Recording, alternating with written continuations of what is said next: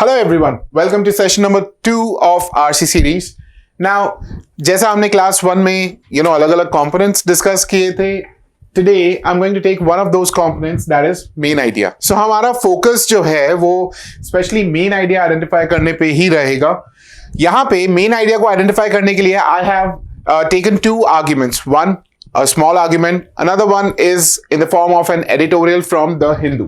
So let's begin with argument number 1 and try and understand कैसे हम लोग information को extract कर सकते हैं, मतलब additional कुछ. So let's take argument number 1 and identify कि किस तरीके से हम लोग unnecessary information को eliminate करके main idea तक पहुंच सकते हैं. Let's go ahead. So यहाँ पे मैंने आपके लिए एक छोटा सा argument रखा हुआ है. Let's read this argument once and identify कि मेन आइडिया क्या हो सकता है. With continuous advertising through email, infomercials and mainstream media outlets, the hair growth solution Retroligon has been touted as a cure for male pattern baldness.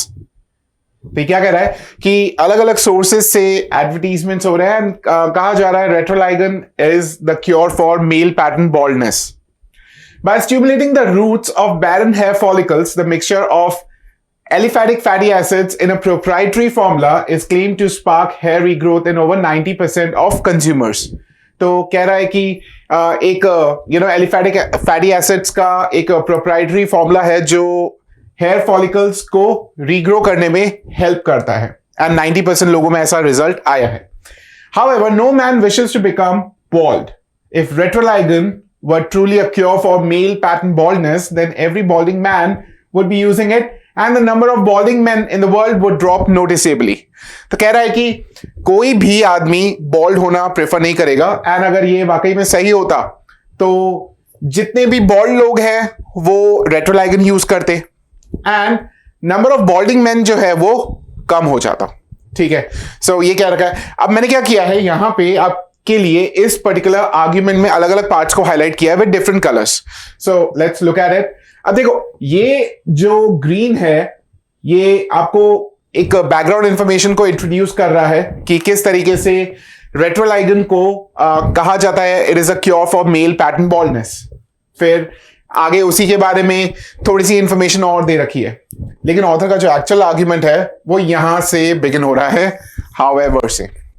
सो पहले आपको कहा गया कि अलग अलग सोर्सेज से एडवर्टीजमेंट के थ्रू ये क्लेम किया गया Retrolaigan is the cure for male pattern baldness, और उसके बाद फिर बताया गया कि रेट्रोलाइगन जो है किस तरीके से हेयर फॉलिकल्स को रीग्रो करने में हेल्प करता है. 90% कंज्यूमर्स में इसका रिजल्ट आया भी है, लेकिन इस पूरी इंफॉर्मेशन को रिजेक्ट करते हुए ऑथर ने कहा कि no man wishes to become bald and if Retrolaigan were truly a cure for male pattern baldness every balding man would be using it और जो नंबर ऑफ बॉल्ड मैन है in the world वो कम होता.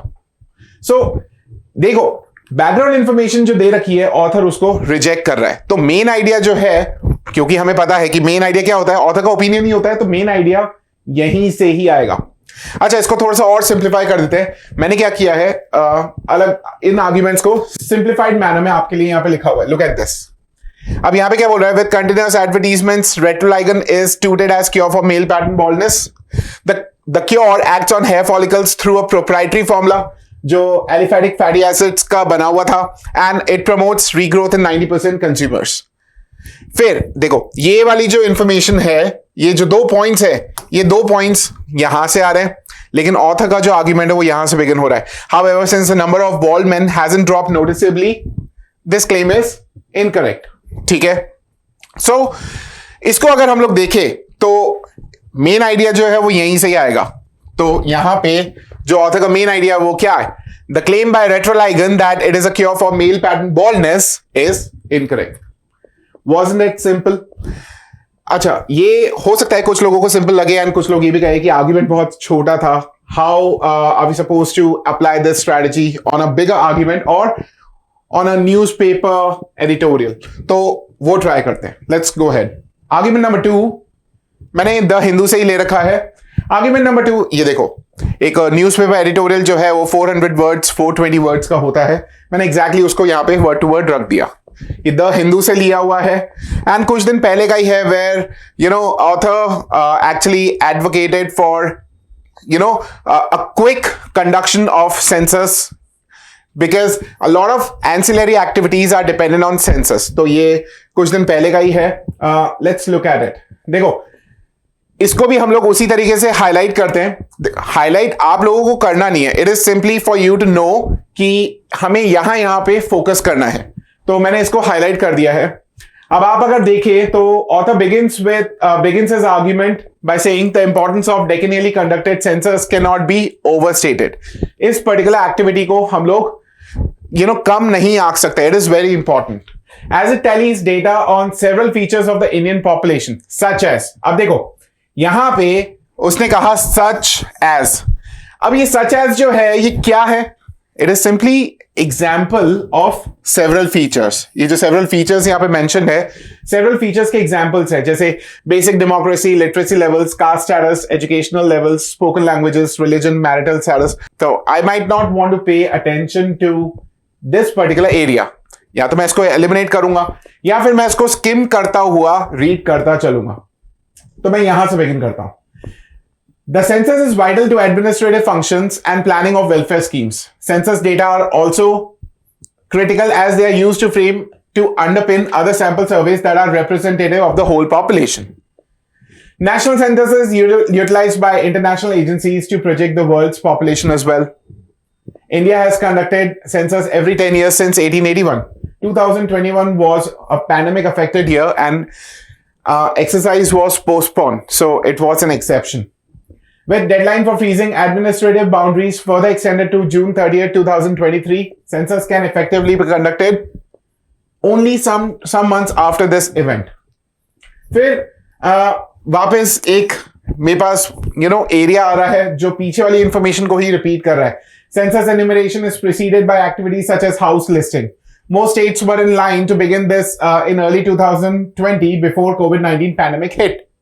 तो again बात तो वही हो रही है कि इससे पहले जो था सब लोग करने वाले थे लेकिन एकदम से पैंडेमिक आ गया and this activity was postpone. फिर देखो ये वाला जो यहां पे ऑथर का आर्गुमेंट बिगिन हो रहा है, but the repeated postponement and consequently the undue delay will severely affect the availability of vital information. So इस वाली इंफॉर्मेशन को ये जो यहाँ पे है, इस वाली इंफॉर्मेशन को जो यहाँ पे दे रखी है, इन दोनों को क्लब करके पढ़ो. you'll try and understand. आपको खुद को समझ में आएगा कि किस तरीके से ऑथर अपना आर्ग्यूमेंट आगे लेके चल रहा है. The importance of decennially conducted census cannot be overstated. Why? Because of all these things जो यहाँ पे supported arguments है कि it is important for administrative functions, planning of welfare schemes.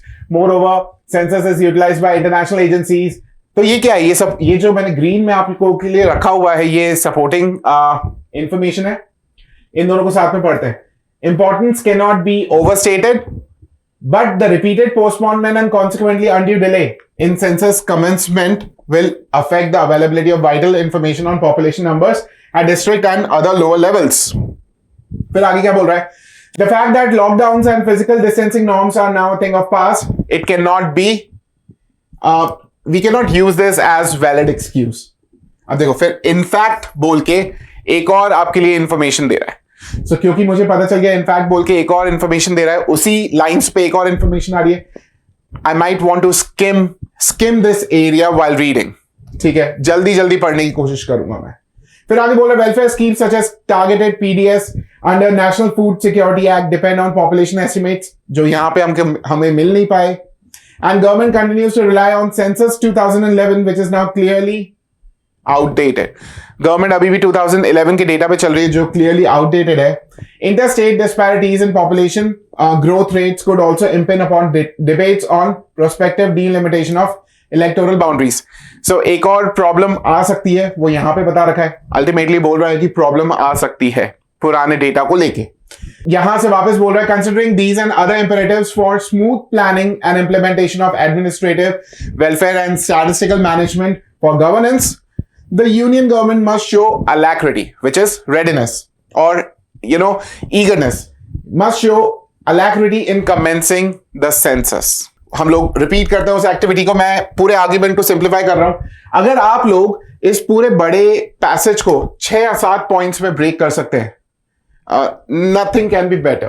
तो अगर ये वो पॉइंट्स हैं जो मैंने अलग अलग एरियाज से लिए हुए हैं. Look at these points. First is importance of census can not be over estimated.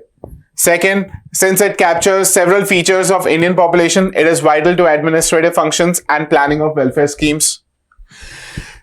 Next बोल रहा है census has been conducted every 10 years since 1881. Only 2021 was exception because exercise was postponed due to pandemic, and with extending the deadline to June 30th, 2023, census activity is also postponed because it can effectively be conducted only after this exercise.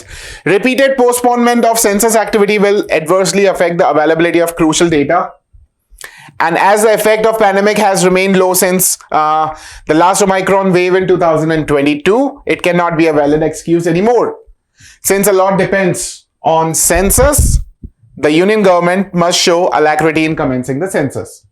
तो ये आपने देखा किस तरीके से मैंने इन सारे areas से अपने वर्ड्स में पॉइंट्स रख दिए. नाउ एक ये वाला point. So let's look at some important points. एक ये वाला पॉइंट, फिर यहां पे बोल रहा है repeated postponement of census activity will affect the availability of crucial data.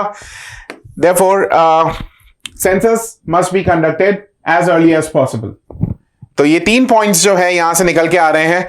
आप मेरा मेन आइडिया भी देखेंगे इसका तो वो भी कुछ ऐसा ही रहेगा.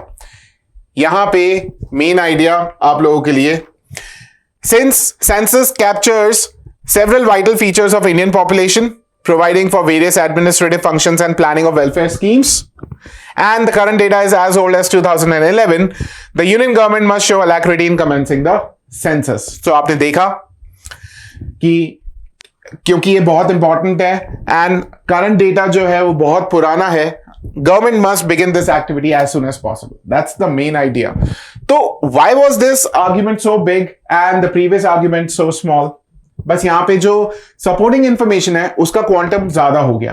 तो मैंने क्या किया, मैंने इंफॉर्मेशन को एलिमिनेट किया. जो अननेसेसरी इंफॉर्मेशन थी या सपोर्टिंग इंफॉर्मेशन थी उसको हटाया एंड मेन आइडिया यहां पे आइडेंटिफाई किया. आप यही वाला एक्सरसाइज जो है कोई भी आर्टिकल ले सकते हैं न्यूज़पेपर से एंड उस पे यही वाला एक्सरसाइज आप कर सकते हैं. Try and break that article in 6 to 7 points, important points.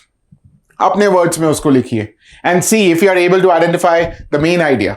अगर आप लोगों को ये एक्सरसाइज अच्छा लगा, hit the like button and subscribe to our channel for more such videos. I thank you all for your time. You all have a wonderful day.